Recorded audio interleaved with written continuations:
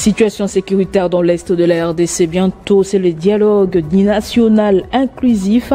La SENCO, les CC et les autres confessions religieuses ont présenté ce lundi la feuille de route pour la tenue de ces assises devant aboutir au retour de la paix dans la partie orientale du pays. Un incendie s'est déclaré ce lundi à Kisangani dans la province de la Chopo. Plusieurs maisons de commerce et la grande imprimerie de la ville sont parties en fumée. L'origine du feu n'est pas encore connue. Au Botswana, le président Douma Bako vient de déclarer l'état d'urgence sanitaire suite à la pénurie des médicaments. Les cliniques et hôpitaux du pays sont à court des médicaments perturbant l'accès aux soins. Nouvelle journée sur Télé 50, bienvenue à tous. Crise politique et sécuritaire dans l'Est de la RDC. Les églises catholiques et protestantes sont associées à d'autres confessions religieuses pour proposer une feuille de route commune de la tenue d'un dialogue national inclusif destiné à enrayer cette crise. Enfin, après plusieurs tergiversations, les confessions religieuses, notamment la Conférence nationale épiscopale du Congo, l'Église protestante au Congo, la plateforme des confessions religieuses au Congo et la coalition interconfessionnelle pour la nation, se sont mis d'accord pour la tenue du dialogue politique en vue de mettre fin de manière durable à la crise qui secoue la nation. Le communiqué conjoint a été lu ce lundi au centre interdiocésain par Monseigneur Donatien Cholet et Jibaya Mapia et le pasteur Eric Senga. Reconnaissant l'ultime nécessité de réunir les filles et les fils du pays dans le cadre d'un dialogue national et inclusif en vue de trouver des solutions holistiques, pérennes et adaptées aux causes profondes qui alimentent ces conflits, nous proposons ces dialogues des experts pour que les intelligences et les expériences professionnelles congolaises soient revalorisées et mobilisées pour l'élaboration des feuilles de route pratiques du redressement rapide et du développement accéléré de notre pays. Nous, vos pères spirituels, sommes persuadés que cette démarche n'est pas une initiative ordinaire, mais une action pastorale et prophétique pleine de certitude que la foi en Dieu ne déçoit jamais. Les processus, comme annoncé par les hommes des dieux, se déroulera en 4 étapes. D'abord, le mois de la paix, avec la confiance mutuelle, suivi du dialogue des experts, le dialogue politique et enfin la conférence internationale sur la paix en RDC. Dans son caractère inclusif, tous acteurs, les filles et filles du pays prendront part à ce forum, notamment la majorité politique au pouvoir, l'opposition politique non armée, l'opposition armée, la société civile dans sa globalité, la diaspora congolaise, l'autorité coutumière et traditionnelle ainsi que les personnalités influentes, la crème intellectuelle issue du monde scientifique. Enfin, les confessions religieuses se soumettent au chef de l'État en sa qualité de bon garant de fonctionnement des institutions à prendre des actes officiels pour l'ouverture de cette messe patriotique afin de mettre fin au cycle infernal des violences qui divisent les fils et filles d'une même nation. Enjeux sécuritaires liés à la situation géographique au Nord Kivu dans les contextes actuels. Le gouverneur des provinces a échangé avec le directeur provincial des l'ICCN à Ishango. L'appel à la vigilance a été lancé pour prévenir toute surprise désagréable de l'ennemi profitant de ces terres protégées. La controverse autour des limites du parc des Virunga est aussi à la base des conflits des limites entre les riverains et l'ICCN. Le parc national des Virunga, un espace congolais et patrimoine mondial, mais aussi une zone sensible dans la gestion sécuritaire en province du Nord Kivu. Le gouverneur de province le comprend mieux. Le général-major Somo Kakule Evariste a effectué une mission de travail dans le site d'Ishango, en plein cœur du parc, dans le territoire de Béni. Dans son itinérance, l'autorité provinciale voudrait aussi s'imprégner de la situation sécuritaire dans cet espace. Le gouverneur de province y a présidé ce dimanche une réunion de sécurité à laquelle a participé Emmanuel Demerode, directeur provincial de l'Institut congolais pour la conservation de la nature au Nord Kivu. On est une institution de l'État, c'était une une réunion qui était extrêmement utile. On est conscient qu'il y a toujours des rumeurs. C'est une région où il y a naturellement énormément de tensions et ça peut susciter des propos qui ne sont pas toujours corrects. Mais le fait que le gouverneur est venu aujourd'hui manifeste sa confiance par rapport à la sécurité ici à Ishango. Porte-parole du gouverneur militaire, le lieutenant Marc Elongo dévoile la mission de l'autorité provinciale à Ishango. Et l'autorité provinciale, le général-major Somokakule Evariste, toujours dans le cadre de son itinérance, il y a la population qui avait relevé quelques défis de cohabitation pacifique entre cette même population riveraine ainsi que les autorités de l'Institut congolais pour la conservation de la nature. Voilà pourquoi l'autorité provinciale est venue personnellement ici à Ishango. À l'issue de cet échange, il s'est avéré que l'Institut congolais pour la conservation de la nature doit penser d'aller au-delà de sa première mission, qui était la conservation policière de la nature, en une conservation communautaire de cette nature. Peu avant de quitter Ishango, le général-major Évariste Chaumont a présidé une parade militaire mixte FARDC et Cogarde, les appelant à plus d'engagement dans leur mission et éviter toute distraction en cette période où la République se bat contre l'agression. Je le disais, à Kisangani, dans la province de la Chopo, plusieurs maisons, des commerces et la plus grande imprimerie de la ville sont partis en fumée suite à un incendie déclaré ce lundi, non loin de la commune des Makiso. D'énormes dégâts matériels sont enregistrés. L'origine du feu n'est pas encore connue. Et puis, il y a une semaine de la rentrée scolaire programmée pour le 1er septembre prochain. Une crise majeure secoue les établissements scolaires des territoires des Massissi et Rutshuru situés dans la province instable du Nord Kivu. Les enseignants pivots de l'éducation locale tirent la sonnette d'alarme face à une situation financière désastreuse.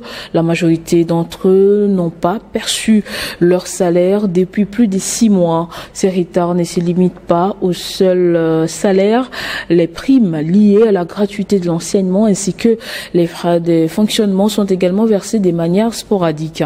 On écoute Sophie Valinande, porte-parole du syndicat des enseignants des écoles primaires publiques au Nord Kivu. Elle est jointe au téléphone par Rodrigue Mombéré.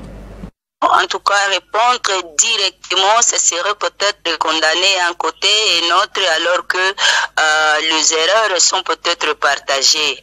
Et selon la situation sécuritaire depuis le mois de janvier, peut-être vers la fin, nous avons tous observé cette pénurie, cette difficulté d'accéder à notre salaire au moment opportun. Pourquoi? Parce que toutes les banques se sont retrouvées fermées et jusque même à l'heure où je vous parle.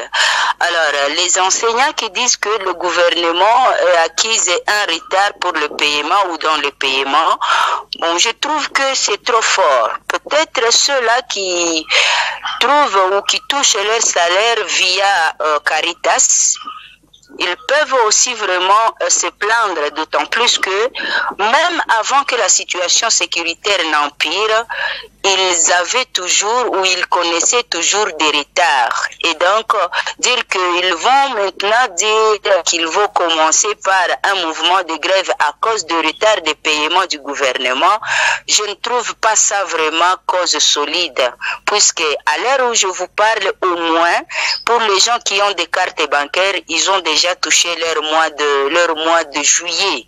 Et ceux-là qui touchent via TMB, ils sont le bienheureux parce que eux, ils reçoivent leur salaire en passant par le PPL mobile. Et donc, je peux demander à nos camarades enseignants de ne pas trop condamner l'État pour le moment parce que la situation sécuritaire est là, mais aussi qu'ils se mettent en tête que si c'est par Caritas qu'ils reçoivent leur salaire, cette situation de retard s'observe même avant que la situation sécuritaire ne s'empire. Et donc, nous les enseignants, vraiment pour le moment, tous nous sommes souffrants parce que nous connaissons ces retards de l'arrivée de notre petit salaire. Et nous qui avons des cartes bancaires, ça nous parvient en passant par Beni, Butembo, et il faut avoir d'autres maisons avec lesquelles on collabore ici à Goma pour que nous puissions parvenir à avoir cette petite somme. Et puis, l'inspection générale des finances va bientôt boucler la première vague des missions de l'année 2025. À ce sujet, une réunion stratégique a été présidée par le chef des services, Christophe Bitassi-Mwabayi. Objectif, évaluer à mi-parcours les missions d'encadrement en cours menées dans les entreprises et établissements publics, mais aussi dans les régies financières et d'autres structures publiques. Le vendredi 22 août 2025, la salle Léon Kazumba de l'inspection générale des finances a servi des cadres à une réunion stratégique présidée par le chef des services, Christophe Bitassi-Mwa. Cette rencontre avait pour but d'évaluer à mi-parcours les missions d'encadrement en cours menées dans les entreprises et établissements publics, mais aussi dans les régies financières et d'autres structures publiques. Autour du chef des services, les inspecteurs des finances ont présenté l'état d'avancement de leurs travaux. Des observations pertinentes ont été partagées, progrès réalisés, difficultés rencontrées, mais aussi propositions pour renforcer l'efficacité des actions sur les terrains. Prenant la parole, Christophe Bitassi-Mwa a salué le dévouement des équipes et a rappelé l'exigence et des rigueurs, l'intégrité et des professionnalismes. Il a donné les directives dans les cadres des nouvelles missions qui seront bientôt lancées. Les missions des contrôles et d'encadrement des inspecteurs des finances vont se focaliser sur les dépenses liées à la réalisation de l'objet social de chaque entreprise. Cette réunion s'inscrit dans les cadres de l'implémentation de la bonne gouvernance prônée par le chef de l'État Félix Tshisekedi et matérialisée par l'IGF afin de réduire les détournements des deniers publics. Après les districts de Funa, Lukunga et Moamba, Prince Mukendi, fondateur de l'ASBL Congo Conscience, s'est rendu dans les districts de la Tchangu. Quatrième étape de la tournée interdistrict initiée par cette ASBL et la jeunesse UDPS Tchangu. Cette descente s'inscrit dans les cadres de l'éveil des consciences et du soutien aux différentes initiatives du président de la République Félix Antoine Tshisekedi, déterminé à ramener définitivement la paix en République démocratique du Congo.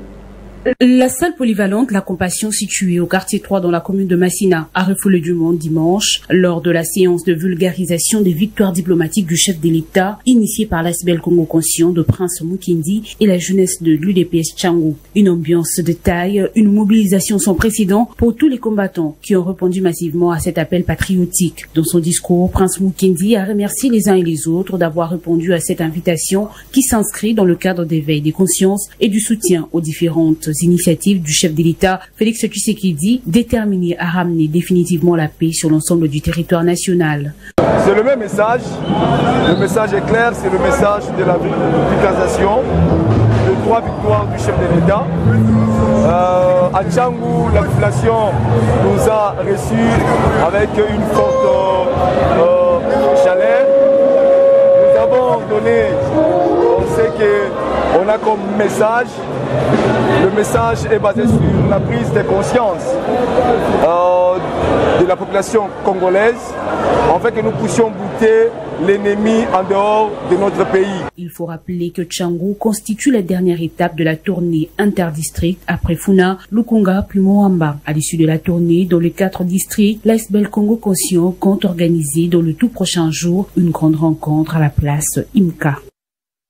Une délégation de l'Office des voiries et drainage menée par son directeur général Victor Toumba s'est rendue ce lundi dans la commune de Ngaliema et Kinshasa, précisément au quartier Binza, pour faire le constat sur l'état d'avancement des travaux de rénovation des différents sites érosifs qui relient plusieurs quartiers de ce coin de la capitale.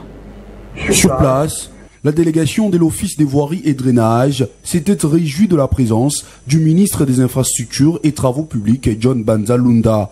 Ensemble, ils ont fait les tours du quartier Mbinza dans la commune de Ngaliema Kinshasa, où un grand nombre de routes vont bientôt subir une transformation significative. Et Keiti Nzolana, parce que Zala Kate, j'ai là où après 65 ans. Mais la grâce à Dieu, j'ai Victor Tumbandé, tout ça qui règne. En tout cas, n'effort n'a pas non, selon le ministre des Infrastructures, l'avancement des travaux vont bon train.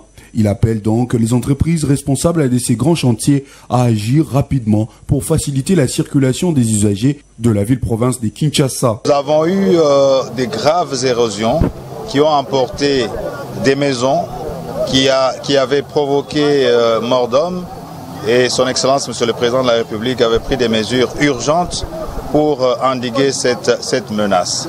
Alors, je suis dépêché ici pour évaluer les travaux qui sont menés par les différentes entreprises.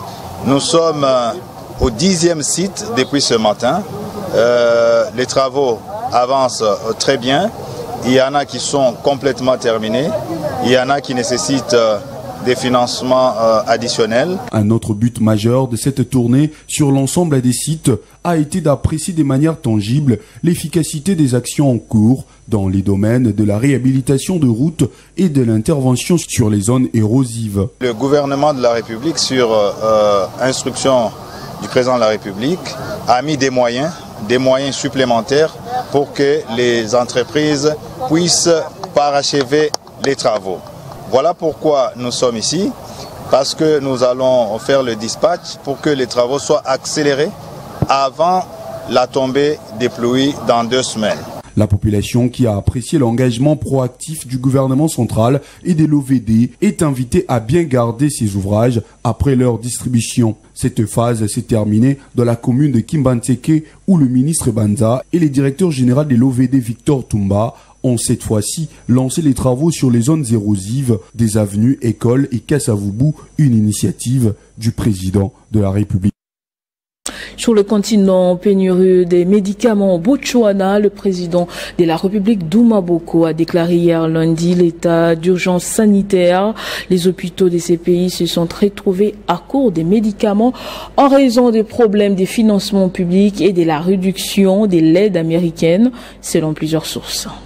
Cette décision intervient après l'effondrement du dispositif national de distribution des médicaments qui a laissé les structures de santé dans l'incapacité de répondre aux besoins élémentaires des patients. Les coupes drastiques dans l'aide américaine sous la présidence de Donald Trump ont aggravé la situation, estiment plusieurs observateurs, alors que les Botswana fait face à une austérité budgétaire provoquée par le ralentissement des prix du diamant. À cette crise, le gouvernement de ces pays, par les truchements du ministère de la Santé, évoque des dettes dépassant le milliard d'épaulas, devises officielles du Botswana, en partie liées aux admissions dans des cliniques privées pour des services indisponibles dans le public. Le président de la République, Duma Boko, a reconnu lundi que la chaîne d'approvisionnement en médicaments du pays était défaillante et a par la même occasion annoncé un financement d'urgence de plus de 18 milliards de dollars pour réapprovisionner des cliniques et hôpitaux. Il a ajouté que l'armée superviserait la distribution des médicaments. Sur le terrain, plusieurs hôpitaux ont suspendu temporairement les interventions non urgentes, y compris certaines chirurgies programmées et transplantations. Rappelons qu'au début de ces mois, le ministère de la Santé a fait état des pénuries de médicaments pour l'hypertension, le cancer, le diabète, la tuberculose, la santé mentale et sexuelle, et a déclaré que les opérations chirurgicales non urgentes seraient reportées. Guerre à Gaza, Israël se mobilise et réclame la fin de cette guerre et le retour des otages.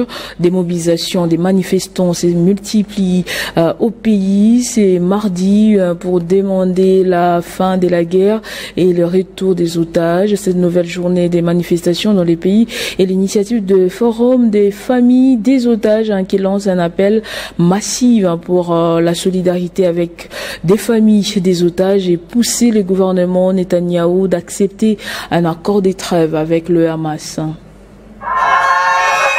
Cette activité de nommer Israël se mobilise a commencé aux premières heures du matin, un moment significatif qui indique l'heure où le massacre du 7 octobre 2023 a débuté.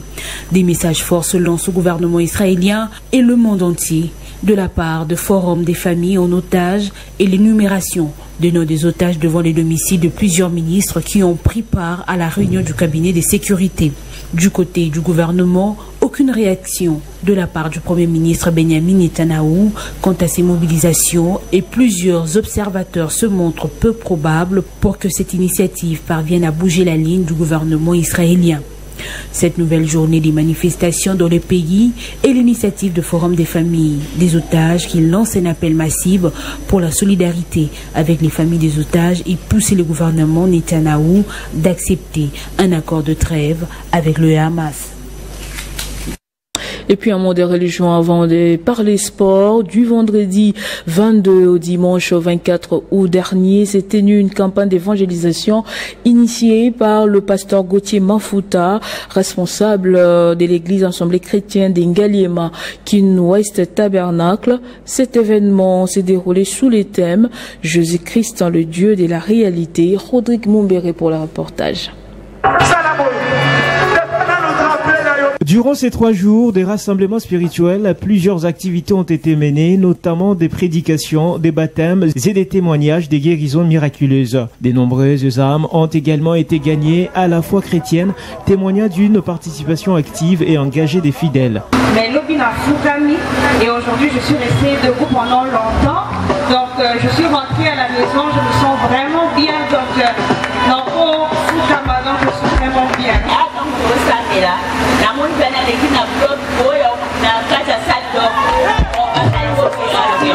Par ailleurs, le pasteur Gauthier Mafuta a livré ses impressions sur l'événement, soulignant la réussite de cette campagne et la puissance manifestée au nom de Jésus-Christ. Moi, je leur avais dit que Dieu m'avait dit que je prêcherai dans des campagnes.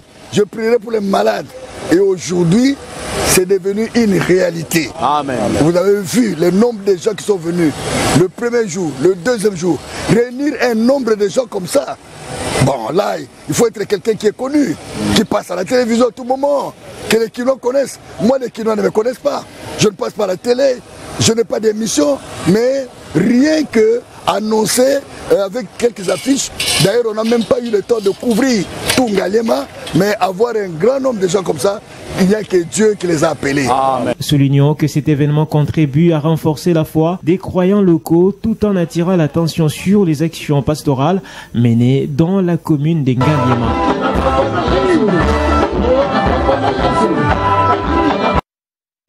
En sport, football, la réunion tripartite tenue ce lundi entre la FECOFA, la Linafoot et les clubs n'a pas permis de trancher sur les équipes qui vont représenter la RDC aux interclubs de la CAF pour la saison 2025-2026. Convoquée par la FECOFA, cette rencontre avait pour but de faire le point sur la situation administrative et juridique, notamment sur les recours déposés auprès du tribunal arbitral des sports et de clarifier la position du pays concernant l'enregistrement des clubs. Le président de la DEFCO, Maître Lambert Osango, a réagi après cette réunion. On l'écoute dans cet extrait. Parce qu'il y a encore de démarches à faire. Donc, donnez-nous le temps, parce que tout à l'heure là, tous les clubs vont aller voir son Excellence, Monsieur le Ministre des Sports, pour aussi porter leur avis par rapport à ces dossiers-là. Mais ce qu'il faudrait retenir est que la situation n'est pas trop bonne. Mais je pense bien qu'on va trouver une solution. Signalons qu'une autre réunion se tient en ce jour pour la cause. Et à quelques jours de la reprise des éliminatoires de la Coupe du Monde 2026, les préparatifs des supporters des Léopards évoluent. Les stratégies sont mises en place pour ramener la qualification de l'équipe nationale. C'est dans ces contextes que la structure Allez-y les Léopards rénovée des Santé Mulongoy est allée s'installer à l'université de Kinshasa pour plus de sensibilisation et mobilisation pour pousser les fauves à la victoire dans toutes les rencontres à venir.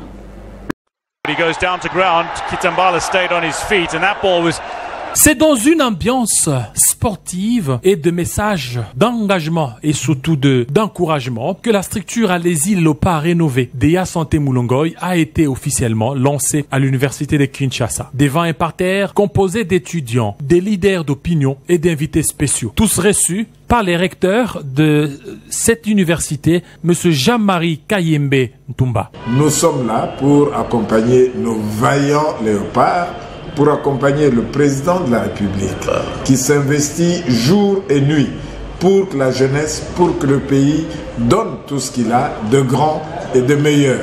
Oui, le Congo est réellement une grande nation, j'en suis convaincu.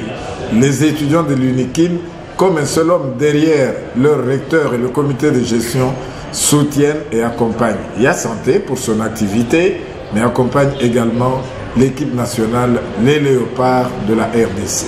Créée par Yasanté Moulongoy, cette structure se veut un cadre de réflexion, de mobilisation et d'action citoyenne, à la fois au sein de l'université et dans la société congolaise en général. Nous connaissons, c'est Tony Chikou est un mécène. Et Kankou Chikou est quelqu'un qui, à côté du chef de l'État, a fait montre et tous les jours de loyauté. C'est quelqu'un qui s'investit pour la jeunesse, c'est une personne qui a des convictions réelles et je pense que nous ne pouvons que dire de très bonnes choses et espérer absolument avec des gens qui ont une vision aussi claire, aussi positive, comment les Léopards ne pourraient pas aller de l'avant. Allez-y les Léopards rénovés, une initiative à la croisée entre un mouvement de soutien sportif, sensibilisation estudiantine et patriotisme, vise aussi à mobiliser la jeunesse universitaire autour de la valorisation des équipes nationales congolaises, toutes disciplines confondues. À la veille des grandes rencontres de l'équipe nationale dans le cadre des éliminatoires à la Coupe du Monde, avec ce lancement, l'Université de Kinshasa confirme son rôle de creuser des idées innovantes et des laboratoires des citoyennetés actives. Allez-y, les Léopards rénovés de Yasanté Moulongoy pourraient bien devenir une plateforme de mobilisation nationale, dépassant les murs du campus pour inspirer une jeunesse congolaise plus engagée, plus fière, plus unie derrière ces équipes nationales. Et ce journal est terminé. Place au rappel des titres. Situation sécuritaire dans l'Est de la RDC. Bientôt, c'est le dialogue national inclusif. La SENCO, les CC et les autres confessions religieuses ont présenté ce lundi la feuille de route pour la tenue de ces assises devant aboutir au retour de la paix dans la partie orientale du pays. Un incendie s'est déclaré ce lundi à Kisangani dans la province de la Chopo. Plusieurs maisons de commerce et la grande imprimerie de la ville sont parties en fumée. L'origine du feu n'est pas encore connue. Au Botswana, le président Douma Bako vient de déclarer l'état d'urgence sanitaire suite à la pénurie des médicaments au pays. Les cliniques et hôpitaux sont à court des médicaments perturbant l'accès aux soins. Restez avec nous tout de suite, c'est la revue de presse.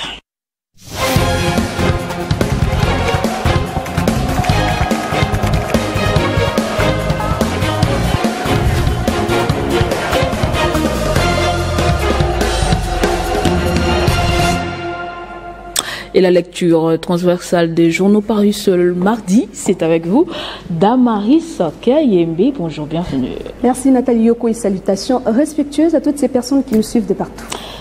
Damaris est toute belle avec ce couleur marron noir, ça lui va à merveille. Merci. Elle a deux sujets pour nous aujourd'hui. Les confessions religieuses, on commence là.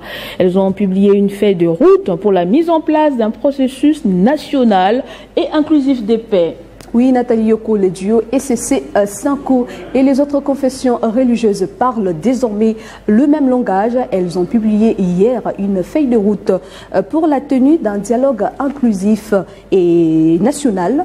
Nous commençons ce tour d'horizon avec la prospérité qui titre à sa une. Félix Tshisekedi, les confessions religieuses appellent à la mise en place d'un processus national et inclusif de paix. L'article nous renseigne ici que la conférence épiscopale nationale du Congo, l'Église du Christ au Congo, la plateforme de confession religieuse au Congo et la coalition interconfessionnelle pour la nation sont tous désormais du même avis. Elles aspirent aujourd'hui plus que hier à une seule finalité qui est de sauver le Congo du précipice.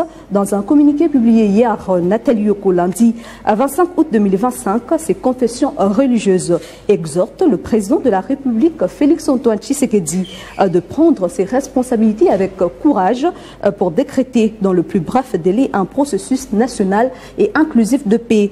De son côté, les médias en ligne actualité.cd revient sur le piste de solutions soigneusement élaborées.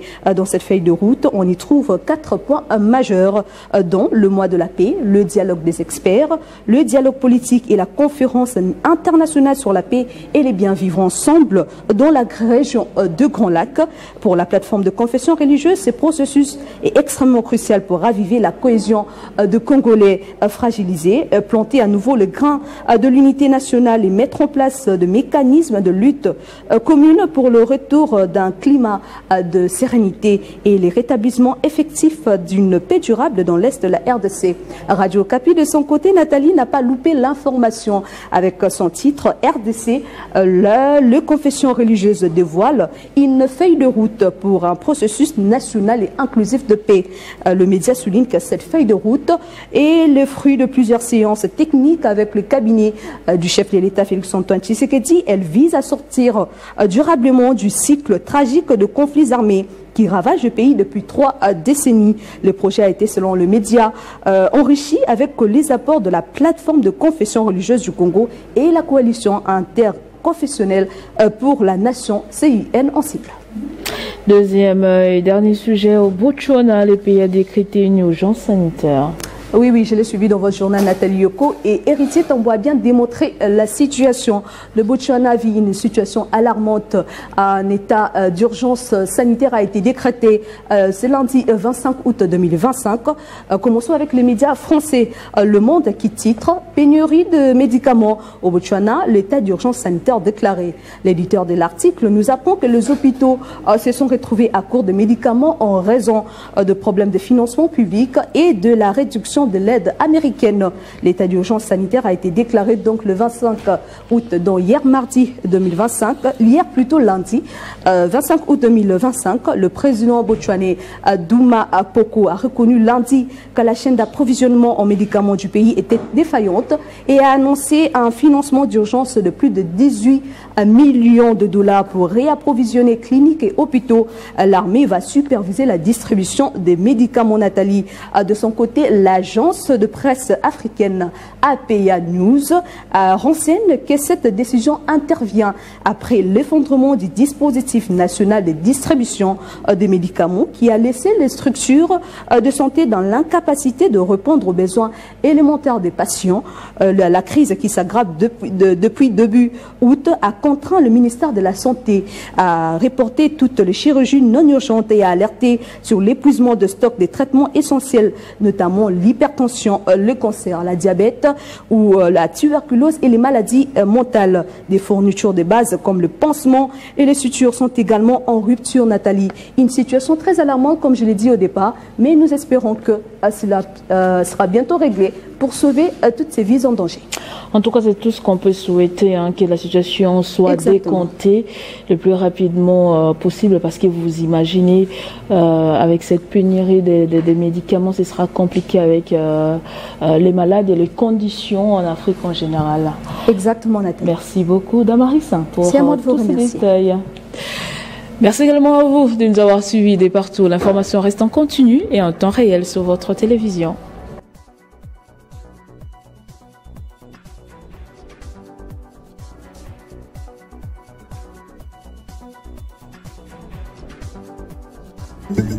Retrouvez toute l'actualité en continu sur www.tele50.cd.